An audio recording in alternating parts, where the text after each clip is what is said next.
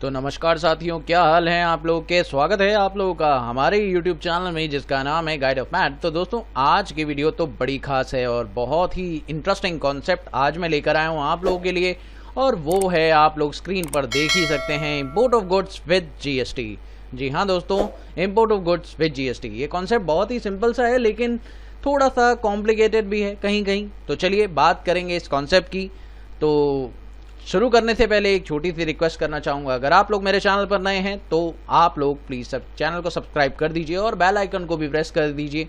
इसी तरह के वीडियोस मैं आपके लिए लेकर आता रहता हूं और बहुत ही इंटरेस्टिंग फैक्ट्स आप लोगों के लिए लेकर आता हूं। तो चलिए शुरू करते हैं वीडियो को और आपको सिखाते हैं आज के कॉन्सेप्ट के बारे में। तो दोस्तों आज का कॉन्सेप्ट बहुत ही सिंपल सा है। अब इम्पोर्ट ऑफ कस्टम ड्यूटी की बात करें, इम्पोर्ट ऑफ गुड्स की बात कर रहे हैं विद GST। अब इसमें बात आएगी एक कॉन्सेप्ट की और वो है कस्टम ड्यूटी। जी हाँ दोस्तों, कस्टम ड्यूटी ये बहुत ही इंपॉर्टेंट कॉन्सेप्ट इसलिए है क्योंकि आपका कस्टम ड्यूटी क्या कहता है। अगर देखिए यहाँ पर बात करें तो दो लॉ आपस में जुड़ जाएंगे, और एक है कस्टम ड्यूटी लॉ और एक है आप लोगों का GST लॉ। अब बात यहाँ पर ये आती है कि कस्टम ड्यूटी लॉ अगर जोड़ दिया जाए GST लॉ के साथ तो वो ये कहता है कि अगर मान लीजिए आप इंपोर्ट करते हैं कोई गुड्स आउटसाइड इंडिया तो उस केस में आपको कस्टम ड्यूटी भी पे करनी पड़ेगी। और कस्टम ड्यूटी कितनी पे करनी पड़ेगी वो तो भाई एक्चुअली डिसाइडेड है। अब सवाल ये है कि क्या उस पर GST भी पे करना पड़ेगा। जी हाँ, आपको इंक्लूडिंग अमाउंट पर GST पे करना पड़ेगा, लेकिन एक शर्त है कि आपको कस्टम ड्यूटी का जो अमाउंट है वो बिल में शो नहीं करना है। यानी कि जो पार्टी को बिल देंगे आप परचेज करते समय, आप जो आपकी पार्टी जो बिल देगी उस बिल में कस्टम ड्यूटी इंक्लूडेड नहीं होगा, लेकिन आपका उस पर GST तो जरूर चार्ज करेंगे। मेरी बात समझिए कि जो कस्टम ड्यूटी इंक्लूड करके जो वैल्यू होगी उस पर GST तो चार्ज होगा, लेकिन कस्टम ड्यूटी की जो अमाउंट है वो आपकी बिल में शो नहीं होनी चाहिए। तो सिंपल सा कॉन्सेप्ट मैंने आपको बता दिया। चलिए एक बार करके देख लेते हैं। इसके लिए सबसे पहले चलते हैं वाउचर पर, और वाउचर पर आपको मैं परचेज मोड पर लेकर आ चुका हूं। अब परचेज मोड पर सबसे पहले तो मैं F12 प्रेस करके कॉमन लेजर को कर देता हूं यस, क्योंकि कॉमन लेजर जो है मुझे चाहिए यहाँ पर परचेज अकाउंट। ठीक है दोस्तों, अब मान लीजिए कि मैं 1 अप्रैल को ये ट्रांजैक्शन करने वाला हूं और ट्रांजैक्शन का इनवॉइस नंबर है 001। पार्टी नाम मैं आपको बता दूं, यहाँ पे मैंने पार्टी पहले से क्रिएट कर रखी है जिसका नाम है मिस्टर जॉन, और मिस्टर जॉन पार्टी मैंने बनाई है ये UAE यानी दुबई की पार्टी है। अब इसको मैंने क्रिएट कर दिया है और इसके साथ मैं ये ट्रांजैक्शन करने वाला हूं। उसके बाद आप करते हैं इसे control A and then control A। देखिए परचेज अकाउंट आ चुका है। उसके बाद यहाँ पर जो गुड्स है मेरे पास वो है जीन्स। मैंने जीन्स बना रखा है, आपको मैं दिखा देता हूँ। बहुत ही सिंपल तरीके से मैंने जीन्स बनाया हुआ है। इस पर मैंने GST भी सेट कर दिया है। आप देख सकते हैं यहाँ पर GST जो है 18% सेट कर दिया। अब दोस्तों मैं आपको कुछ बताना चाहता हूँ। तो मान लीजिए कि अब एक एग्जाम्पल लेते हैं। एग्जाम्पल के तौर पर मैं मान लीजिए यहाँ पर लेता हूँ कि मैंने 100 क्वांटिटी परचेज की है और रेट है मेरा सपोज करते हैं 1200 रुपये, और 1200 रुपये के हिसाब से आपने 100 क्वांटिटी परचेज की जिसके ऊपर 1,20,000 रुपये अमाउंट लग गया। अब दोस्तों आप लोग यहाँ देखिए, जैसे ही आप एंटर करेंगे तो आपके सामने ये स्क्रीन ओपन होगी। That's called the taxable value. आप ये ध्यान रखिए, मैंने आपको अभी अभी बोला था कि आप लोगों को जो टैक्स लगाना है वो 1,20,000 रुपये पे नहीं लगाना है, वो आप लोगों को उस अमाउंट पे लगाना है जिसमें कस्टम ड्यूटी भी इंक्लूडेड है। याद रखिए, तो यहाँ पर जो टैक्सेबल वैल्यू आप लोग की आएगी, मान लेते हैं कि हमारा 20,000 रुपये कस्टम ड्यूटी जा रहा है, तो हम लोग टैक्सेबल अमाउंट कितने पर निकालेंगे, और यहाँ पर आपको टैक्सेबल अमाउंट बताना होगा 1,40,000 रुपये।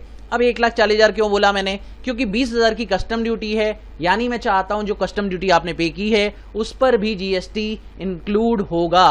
अब दोस्तों अगर आप GST पे करेंगे कस्टम ड्यूटी पर भी तो क्या आपको उसका क्रेडिट गवर्नमेंट देगी। जी हाँ, पे करना है। और यहां पर सीधी सी बात यह है कि ये देखिए ना, परचेज का बिल आप बना रहे हैं, सामने वाली पार्टी आपको बना के नहीं दे रही, यानी मिस्टर जॉन ये बिल नहीं बना रहे हैं, ये बिल आप बना रहे हैं। तो सोचिए ना, यहां पर तो रिवर्स चार्ज मैकेनिज्म है।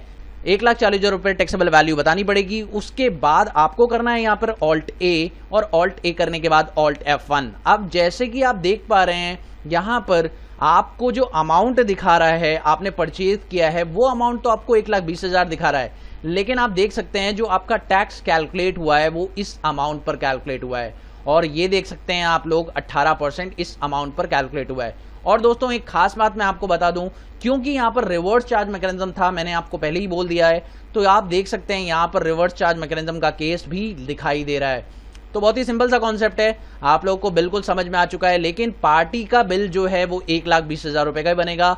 अगर मैं आपको दिखाऊं तो 3 बातें यहां पर आपको मिलेंगी। पहली, आपको लायबिलिटी जनरेट करना पड़ेगा, ठीक है। दूसरी, आपको यहां पर लायबिलिटी जनरेट करने के साथ साथ उसे पे करना पड़ेगा। और तीसरी, आपको उसका आईटीसी भी लेना पड़ेगा। तो यहां 3 बातें आप अलग से करेंगे। ये तीनों बातें आप बिल में नहीं कर सकते, क्योंकि बिल तो बहुत ही सिंपल सा है दोस्तों, यहां पर कुछ भी नहीं करना है आपको, बस यस करिए। यस करने के बाद आप बिल ऑफ एंट्री, याद रखिए जब भी कस्टम ड्यूटी का बिल होता है तो उस बिल को बोलते हैं बिल ऑफ एंट्री, और बिल ऑफ एंट्री का एक नंबर भी होता है, वो नंबर आपको मिल जाएगा जब आप बनाएंगे कस्टम ड्यूटी का बिल, और कस्टम डिपार्टमेंट आपको दे देगा। और यहां पर आप देख सकते हैं पोर्ट का कोड, और पोर्ट का कोड आपको देना है कि भाई जिस भी पोर्ट पर आप मंगा रहे हैं सामान, जैसे मान लीजिए आप यहां पर दिल्ली पोर्ट पर मंगा रहे हैं तो दिल्ली के लिए आपको यहां पर पोर्ट देखना पड़ेगा। देखिए यहां पर दिल्ली के लिए इस पोर्ट का नंबर दिया हुआ है, ये देखिए दिल्ली में 2 पोर्ट हैं, आप देख सकते हैं ये पोर्ट आप लोगों को यहां पर दिखाई दे रहे हैं, आप ले लीजिए इनमें से कोई भी पोर्ट। और यहां पर रिवर्स चार्ज लगेगा, ये ध्यान रखिएगा, ये 1 अप्रैल को आप कर रहे हैं, और सिंपल सी बात है यहाँ पे रिवर्स चार्ज मैकेनिज्म एप्लीकेबल होगा। और मैं इसे यस करके आपको दिखा भी दूं, वैसे तो रिवर्स चार्ज लगने ही वाला है तो कोई प्रॉब्लम नहीं है, इसे एंटर कर दीजिए।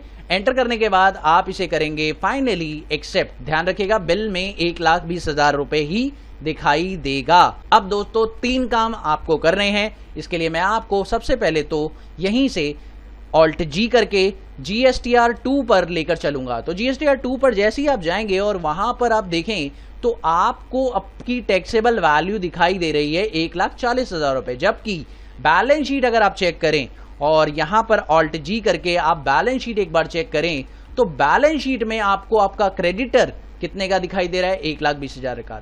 वाउचर पर जाने के बाद आपको प्रेस करना होगा F7, और F7 प्रेस करने के बाद आप यहां पर देखिए आपको डेट डालनी होगी। सपोज करिए मैंने 2 अप्रैल को लायबिलिटी को बुक किया।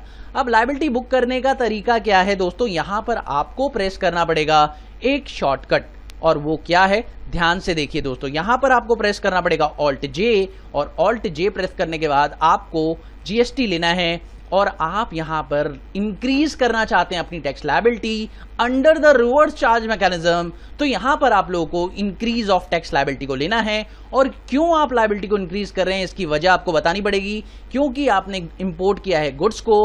एंटर कीजिए इस पर, जैसे ही आप ये करेंगे उसके बाद आपको कुछ लेजर्स की जरूरत पड़ेगी। लायबिलिटी को इंक्रीज करने के लिए सबसे पहले आपको एक साइड अगर आपका IGST इंक्रीज होगा तो दूसरी साइड भी आपको कुछ ना कुछ ऐसा करना पड़ेगा जिसका नाम रहेगा टैक्स ऑन कस्टम ड्यूटी। इसे आप बनाएंगे करंट एसेट में। दोस्तों क्यों करंट एसेट में बनाया, कारण सिर्फ एक है कि भाई जब तक कि आप अपनी लायबिलिटी को पे ऑफ नहीं कर देते तब तक आपको एसेट तो क्रिएट करना पड़ेगा ना दोस्तों। अगर एसेट और लायबिलिटी इक्वल नहीं होंगे तो आपकी एंट्री होगी कैसे।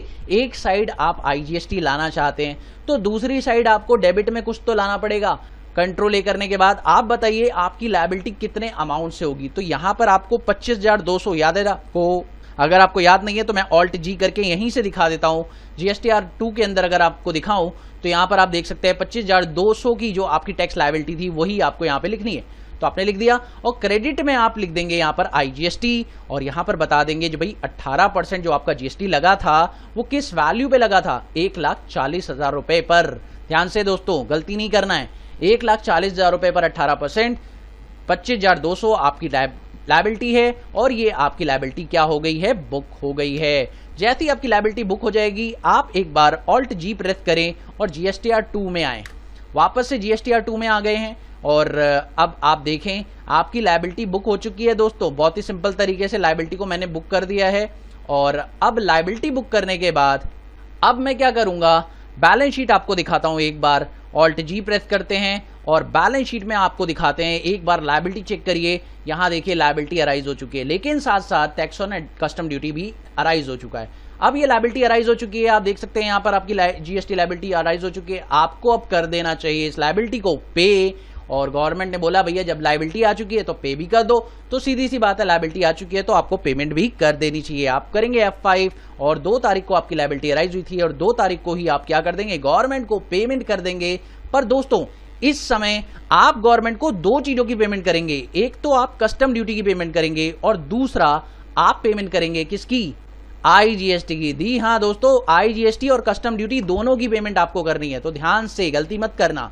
यहां पर सबसे पहले तो मैं IGST को ले लूंगा और IGST की जो पेमेंट है वो 25,200 रुपए की है, ये मुझे करनी है सीधा। लेकिन डेबिट एक और अमाउंट, एक और लेजर करना है जिसका नाम है कस्टम ड्यूटी। और कस्टम ड्यूटी आपका लेजर कैसे बनेगा ये मैं आपको बता दूं दोस्तों। कस्टम ड्यूटी का लेजर आपको बनाना पड़ेगा परचेज अकाउंट के अंदर, क्योंकि कस्टम ड्यूटी की जो वैल्यू है वो इंक्लूड हो जाएगी आपकी बिल अमाउंट के साथ, इसलिए आपको इसे परचेज अकाउंट के अंदर रखना है। और ये ऑप्शन, ये फालतू ऑप्शन आ रहे हैं, इनको आपको नहीं छेड़ना है। लेकिन दोस्तों यहां पर एक अच्छा ऑप्शन आपको ये है कि यहां पर आपको method of appropriation in purchase invoice, इस ऑप्शन को लाना होगा और ये ऑप्शन बहुत जरूरी है। तो यहां पर आपको एप्रोप्रिएट इन वैल्यू लेना पड़ेगा। और ये ऑप्शन आता कैसे है, इसके लिए आपको F12 प्रेस करना होगा और F12 प्रेस करने के बाद आपको यहां पे मिलेगा, ये देखिए बहुत ही सिंपल सा कॉन्सेप्ट है, select appropriation method to allocate additional cost. ये देखिए बहुत ही सिंपल सा कॉन्सेप्ट है, इस ऑप्शन को आपको यस करना है। जैसे ही आप इस ऑप्शन को यस कर देंगे उसके बाद आप कंट्रोल A कर देंगे तो आपका ये ऑप्शन आ जाएगा। अब इस ऑप्शन का सिंपल सा मीनिंग यही है कि आप चाहते हैं कि जो कस्टम ड्यूटी का अमाउंट है जितना भी है 20,000 रुपए है, तो 20,000 रुपए जो अमाउंट है वो जो गुड्स आपने खरीदा था उसके साथ परचेज में ही शो हो, क्योंकि परचेज के अंदर इस कॉस्ट को इंक्लूड कर दिया गया है। और GST को तो करना है नॉट एप्लीकेबल और एंटर करके अब ये बताना पड़ेगा आपको कि जो कस्टम ड्यूटी आप लोग पे कर रहे हैं वो किस गुड्स के लिए पे कर रहे हैं, यानी आपने जो कस्टम ड्यूटी चार्ज की है वो किस गुड्स के लिए की है। तो यहां पर आप गुड्स का नाम लेंगे, वो है जीन्स, और जीन्स का जो अमाउंट आपने पे किया था कस्टम ड्यूटी के अंदर वो था 20,000 रुपए। और 20,000 रुपए डायरेक्ट लिख दें, आपको क्वांटिटी रेट बताने की जरूरत नहीं है। और 20,000 डायरेक्ट अमाउंट आप यहाँ पे लिखें और उसके बाद आप बैंक से पेमेंट कर दें। तो यहाँ पर मैं SBI बैंक ले लेता हूँ और SBI बैंक से जो है मैं पेमेंट कर देता हूँ। और आप यहाँ पर क्या कर दें, कंट्रोल A के साथ पेमेंट कर दें।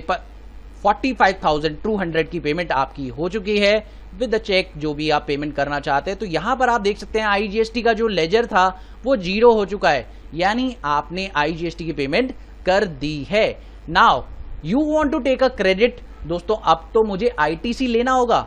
दोस्तों अब आपको ITC लेना है, दोस्तों ITC आपको क्लेम करना है, तो ITC भी तो आपको क्लेम करना पड़ेगा ना। तो यहां पर आपको ITC मिलेगा तभी जब आप यहां पर जो है क्लेम करेंगे ITC। तो ITC क्लेम करने के लिए आपको यहां पर क्या करना होगा, सिंपल सा काम, यहां पर आइए, आपको ITC लेना है, आप करिए Alt J और Alt J करने के बाद आप यहां पर करिए इंक्रीज इनपुट टैक्स क्रेडिट। और इंक्रीज इनपुट टैक्स क्रेडिट करने के बाद आप यहां पर देखिए आपको मिलेगा इंपोर्ट ऑफ गुड्स के लिए आप अपना ITC क्लेम करना चाहते हैं, यहां पर करिए एंटर। उसके बाद आपको क्या करना है, उसके बाद आपको सीधा सा एक काम करना है, वो है ये कि आपको IGST को डेबिट करना है और यहां पर रेट बता दीजिए 18%, 1,40,000 वैल्यू बता दीजिए।